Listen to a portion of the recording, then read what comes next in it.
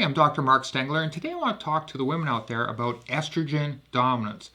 A very common problem we see with our patients, very common in the American population.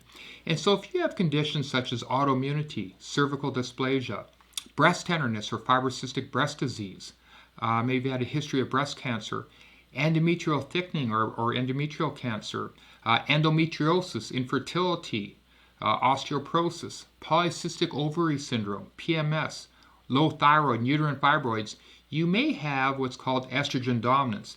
And this basically is where estrogen is dominant in your body. It's too high relative to the progesterone your body produces. So normally in women, they produce estrogen and progesterone.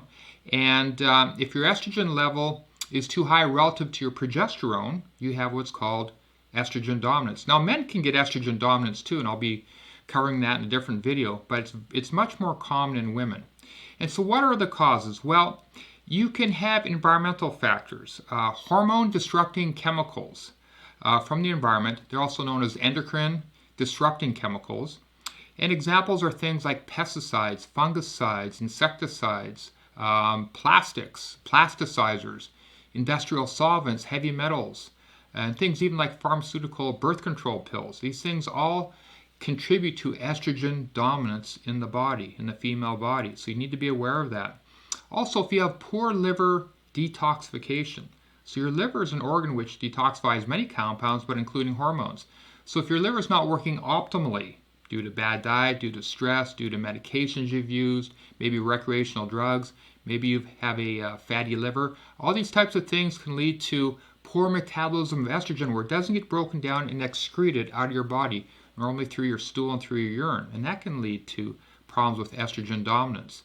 And that's why holistic doctors like myself will often get more high fiber foods in the diet. We'll get fresh green juices in the diet, foods which eliminate estrogen or help with liver detoxification. Things like artichoke, chicory root, for example, are very good examples of healthy liver foods.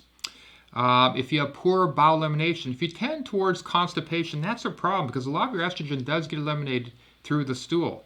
So if you have constipation, estrogen actually recirculates from the colon back into the bloodstream, and we don't want that. We don't want excess estrogen stimulation of your cell receptors in your breast, your uterus, and other areas of the body, creating imbalance. Because again, remember in the body, estrogen tends to promote growth in a good way. It has also other benefits, but progesterone keeps those growth effects in check. So we don't want the estrogen too high relative to the progesterone.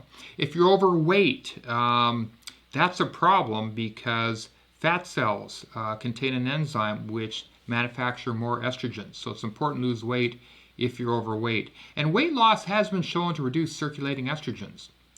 Also, if you have prediabetes or type 2 diabetes, we know the insulin resistance tends to heighten the effects of estrogen in your cells. So we need to get a better handle on that.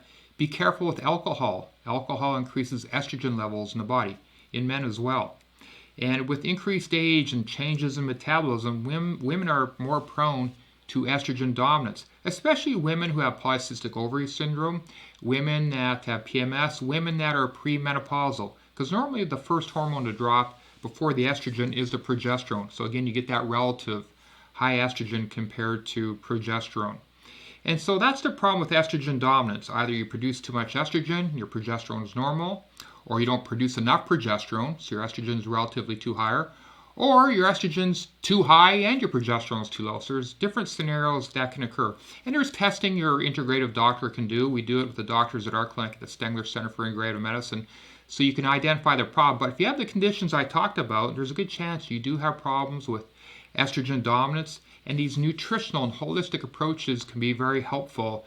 And we go into a lot more detail on this with patients.